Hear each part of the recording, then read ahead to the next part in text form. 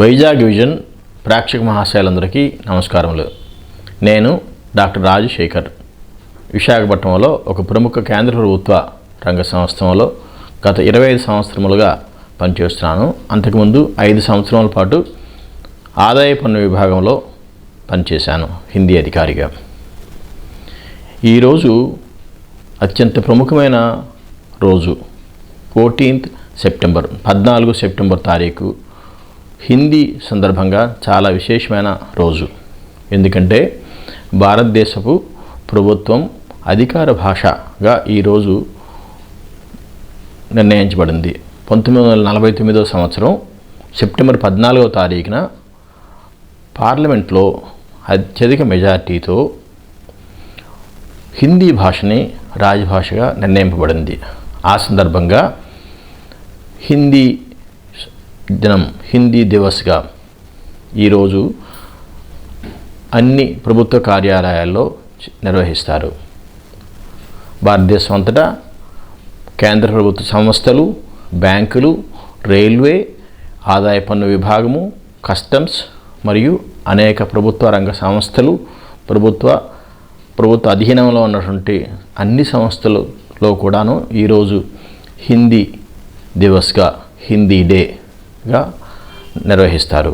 Hindi day సందర్భంగా ప్రభుత్వ రంగ సంస్థలలో పనిచేస్తున్నటువంటి ఉద్యోగులకి వాళ్ళని ప్రోత్సహించడానికని హిందీ పట్ల, హిందీలో అనేక కార్యక్రమాలు నిర్వహిస్తారు. హిందీలో అనేక కాంపిటీషన్స్ కండక్ట్ చేస్తారు. వక్తృత్వ కాంపిటీషన్, అలాగే ఎస్సే రైటింగ్ కాంపిటీషన్, అనేక ఇతర కాంపిటీషన్స్ కూడా కండక్ట్ చేసి హిందీ పట్ల ఎంప్లాయీస్కి వాళ్ళని ఎంకరేజ్ చేస్తారు, వాళ్ళని ప్రోత్సహిస్తారు. అలాగా ప్రోత్సహించి కాంపిటీషన్స్ కండక్ట్ చేసి వాళ్ళందరికీ కూడా, విజేతలందరికీ కూడా అనేక బహుమతులు ప్రదానం చేస్తారు. అలాగే హిందీ 1949 సంవత్సరం 14th సెప్టెంబర్న పార్లమెంట్ సభ్యులందరి ఆమోదంతో రాజభాషగా నిర్ణయింపబడింది. ఆ సందర్భంగా మన ప్రభుత్వ కార్యాలయాల అన్నింటిలో కూడా ఈ రోజుని నిర్ణయించుకొని ఒకసారి స్మరించుకుంటారు. ఎంప్లాయీస్ అందరికి కూడాను హిందీ పట్ల వాళ్ళకి ఇష్టం కలిగేటట్టుగా హిందీ భాష పట్ల వాళ్ళకి హిందీ భాష నేర్చుకునేటట్టుగా వాళ్ళని ప్రేరేపించడానికంటూ అనేక కార్యక్రమాలు చేస్తారు. వాస్తవానికి భారత ప్రభుత్వ సంస్థ ద్వారా అనేక ప్రోత్సాహాలు హిందీ నేర్చుకోవడానికి అందజేస్తున్నారు. ముఖ్యంగా 1963 రాజభాష అధికార చట్టం అన్నది ఒకటి చేయబడింది పార్లమెంట్లో. దాన్ని ఇంగ్లీష్లో అఫీషియల్ లాంగ్వేజ్ యాక్ట్ ఆఫ్ 1963 అంటారు. 1963 19వ సీరియల్ వరుస క్రమ సంఖ్య 19. దాంట్లో ఆ విధంగా ఒక రాజభాష చట్టాన్ని తీసుకొచ్చారు. రాజభాష చట్టం భారతదేశం అంతా కూడా అమలు చేస్తారు. ముఖ్యంగా కేంద్ర ప్రభుత్వ రంగ సంస్థలు, ప్రభుత్వ బ్యాంకులు, అలాగే Indian railways, customs, income tax department, అన్ని కేంద్ర ప్రభుత్వ సంస్థలు, మంత్రిత్వ శాఖలు, వాళ్ళ విభాగాలు అన్నింటిలో కూడా ఈ హిందీని అమలుపరచవలసిన బాధ్యత ఆ ప్రభుత్వ రంగ సంస్థ ముఖ్య కార్యనిర్వహణాధికారిపై ఉంది. అలాగే అధికార భాష చట్టం 1963 సెక్షన్ 3 ప్రకారము కొంత నిర్దేశిత కరస్పాండెన్స్ అంటే పత్రాచార్ హిందీయేతర రాష్ట్రాల నుంచి హిందీ ప్రాంతానికి, అంటే తెలుగు, తమిళ, కన్నడ, మలయాళం రాష్ట్రాల నుంచి హిందీ ప్రాంతానికి ఉత్తరప్రదేశ్, మధ్యప్రదేశ్, ఢిల్లీ అనేక హిందీ రాష్ట్రాలకు సంబంధించి, అలాగే ప్రభుత్వ కార్యాలయ హెడ్ క్వార్టర్స్కి పంపించే ప్రత్యుత్తరాలన్నీ కూడాను 55% మించి హిందీలో పంపించాలి. అలాగే అక్కడి నుంచి కూడా వచ్చే ఉత్తరాలు అన్నీ కూడా బైలింగ్వల్గా రావాలి. అది ప్రభుత్వం ఆదేశం. ఈ ఆదేశాన్ని అమలుపరచడానికంటూ అనేక ప్రభుత్వ రంగ సంస్థలో 1970 నుంచి కూడాను అనేక మంది హిందీ అధికారులని నియమించడం జరిగింది. ఆ విధంగా 1976 official language rules, official language రూల్స్ని గవర్నమెంటు ప్రిపేర్ చేసి దాన్ని అమలు పరుస్తున్నారు. 1976 అఫీషియల్ లాంగ్వేజ్ రూల్స్ అంటారు దాన్ని. ఆ అఫీషియల్ లాంగ్వేజ్ రూల్స్ ప్రకారం ఏంటంటే ప్రభుత్వ రంగ సంస్థల తాలూకా బోర్డులు ఎక్కడెక్కడైతే వాళ్ళ కార్యాలయాలు బోర్డులు అవి ఉంటాయో అవి ఆయా రాష్ట్రాల తాలూకా భాష మొదటి భాషగాను, తర్వాత హిందీ భాష, తర్వాత ఇంగ్లీష్ అంటే ట్రైలింగ్వల్గా ఏర్పాటు చేయాలి. అలాగే rubber stamps in bilingual, Hindi English ఈ బైలింగ్వల్గా ద్విభాషీకరణ అయి ఉండాలి. అలాగే banners, letter heads, other stationery items ఇలాగ అనేక కార్యాలయాల్లో వినియోగించే ఈ స్టేషనరీ ఐటమ్స్ అయితేనేమి, లెటర్ హెడ్స్ అయితేనేమి, ఈ రబ్బర్ స్టాంప్స్, బోర్డులు ఇవన్నీ కూడా అఫీషియల్ లాంగ్వేజ్ రూల్స్ ప్రకారము వాళ్ళు నిర్దేశించిన పద్ధతిలో ఇవి తయారు చేసుకుని ప్రజోపయోగానికి పెట్టాలి. ఇది ఒక ప్రభుత్వ నిర్ణయం. అలాగే రాజభాష హిందీ అమలు చేయటానికనే భారతదేశంలో అత్యున్నత ఒక పార్లమెంటరీ స్థాయి సమితి ఉంది. దాన్నే సంసదీయ రాజభాష కార్యాన్వయన సమితి అంటారు. దాన్ని ఇంగ్లీష్లో committee of parliament on official language, abbreviation COPOL, COPOL, committee of parliament on official language. దీంట్లో సుమారుగా 30 మంది పార్లమెంట్ సభ్యులతో ఒక సమితిని, ఒక పెద్ద ఉన్నత స్థాయి సమితిని కేంద్ర ప్రభుత్వం వాళ్ళు చేశారు. ఆ సందర్భంగా ఈ కేంద్ర ప్రభుత్వ సమితి ఏదైతే ఉందో రాజభాష కార్యాన్వయన సమితి భారతదేశం మరియు భారతదేశం మన ప్రభుత్వ రంగ సంస్థలు విదేశాల్లో ఉన్నా కూడా వాటిని కూడా వాళ్ళు సందర్శించి వాటిని ఇన్స్పెక్ట్ చేసే అధికారం వాళ్ళకు ఉంటుంది.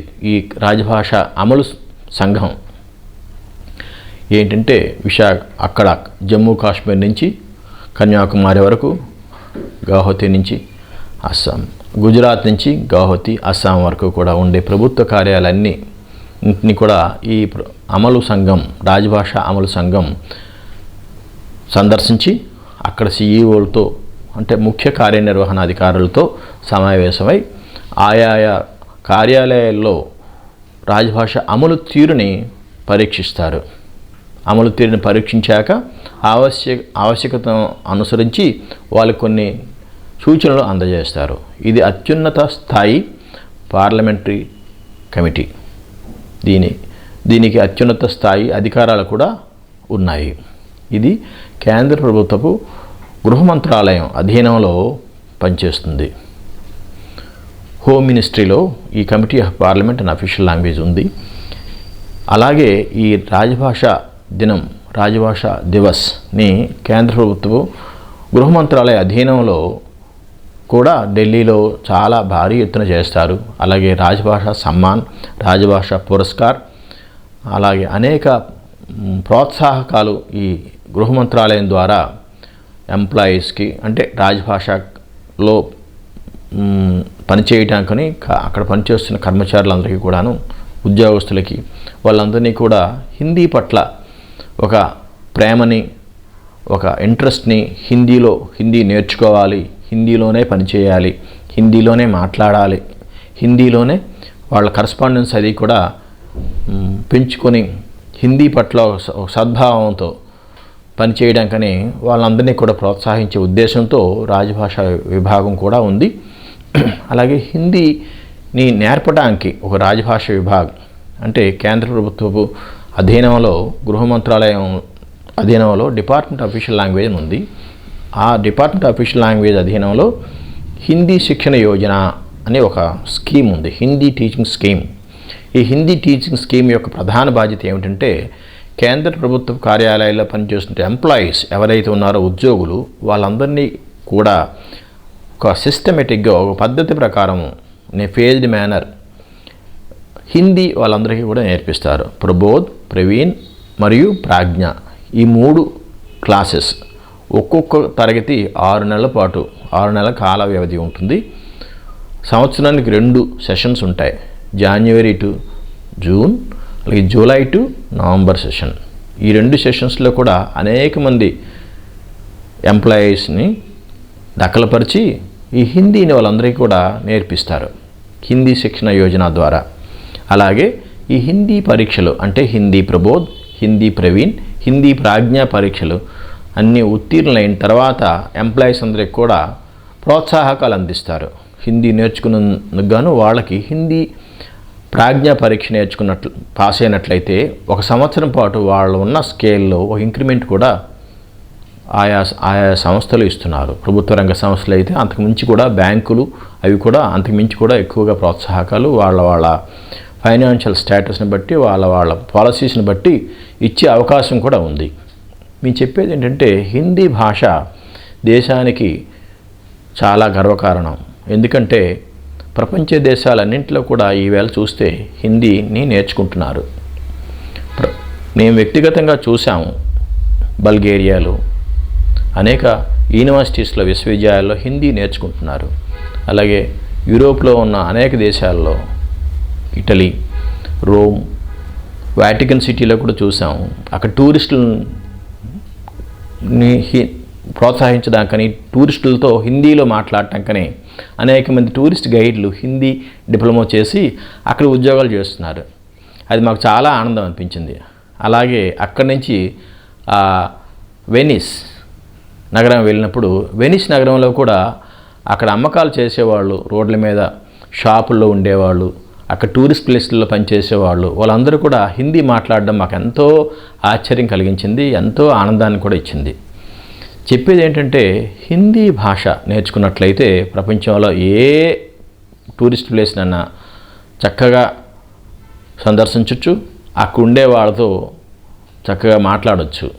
Not only in India or European countries, even in America and Canada, Trinidad, south ఆఫ్రికాలో కూడా హిందీ ఈ వ్యాప్తి పట్ల ప్రభుత్వం చాలా ప్రయత్నం చేస్తుంది, అనేక ఎఫర్ట్స్ పెడుతుంది, అనేక విధాలుగా హిందీ నేర్చుకోవడానికని అక్కడ వ్యాప్తి చేయడానికని ప్రభుత్వ రంగ సంస్థల ద్వారా, కేంద్ర ప్రభుత్వ సంస్థల ద్వారా హిందీని విశ్వవ్యాప్తం చేయడానికని అనేక ప్రయత్నాలు చేస్తున్నారు.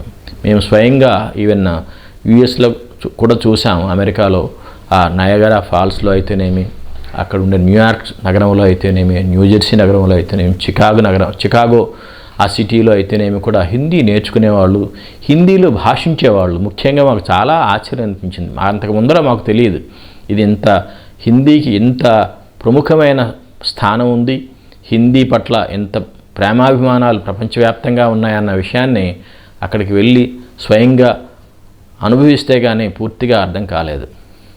ఆ అనుభవంతోనే మా మిత్రులందరికీ, వైజాగ్ విజన్ ప్రేక్షక మహాశయులందరికీ కూడా విన్నవించేది ఏమిటంటే చక్కగా ఈరోజు మనం ఎంతో పండగలాగా హిందీ దివస్ని జరుపుకుంటున్నాము.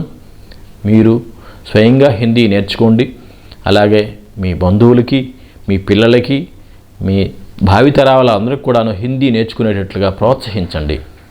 హిందీ నేర్చుకున్నందువలన అనేక లాభాలు ఉన్నాయి. ముఖ్యంగా ఒక చిన్న ప్రాంతం నుంచి పెద్ద ప్రాంతానికి వెళ్ళాలంటే పెద్ద ప్రాంతంలో ఉండే భాష మొదటిగా నేర్చుకోవాలి. భారతదేశంలో ఎక్కువ భూభాగంలో మాట్లాడే భాష హిందీ భాష. కేవలం 4-5 రాష్ట్రాలలో మాత్రమే హిందీ మాట్లాడరు, అక్కడ కూడా అర్థం చేసుకుంటారు. ఇప్పుడు భారతదేశ ప్రభుత్వం హిందీ సంబంధమే 3 వర్గాలుగా చేశారు. అంటే కేవలం హిందీ ప్రాంతం ఏబిసి అని. ఏ అనగా కేవలం హిందీ ప్రాంతం. యూపీ, ఎంపీ, బీహార్, రాజస్థాన్, ఢిల్లీ ఇలాంటి కేవలం హిందీ మాట్లాడే ప్రాంతం. హిందీ కాని ప్రాంతాలు కానీ హిందీ అర్థం చేసుకుంటారు. అదేంటంటే మహారాష్ట్ర, పంజాబ్, గుజరాత్ తదితర రాష్ట్రాలు. అక్కడ హిందీని పూర్తిగా అర్థం చేసుకోగలరు, కానీ హిందీ భాషా ప్రాంతాలుగా పరిగణింపబడరు. ఇంకా 3వ ప్రాంతం హిందీయేతర ప్రాంతం. దక్షిణ భారతదేశంలో ఉంటే తెలుగు, తమిళ్, కన్నడ్, మలయాళం. మన తెలుగు రాష్ట్రాలు, తెలంగాణ, అలాగే తమిళనాడు, కర్ణాటక రాష్ట్రం, కేరళ రాష్ట్రాలు. ఈ రాష్ట్రాల్లో హిందీయేతర ప్రాంతాలుగా అన్నారు, కానీ వాస్తవానికి దక్షిణ భారతదేశంలో హైదరాబాద్లో మనం అడుగు పెట్టాలంటే మొదటిగా హిందీ వచ్చి ఉండాలి. నాంపల్లి స్టేషన్లో దిగామంటే కహాలే జానా అని అడుగుతాడు, కానీ ఎక్కడికి తీసుకెళ్ళాలి బాబు అని అడగడు.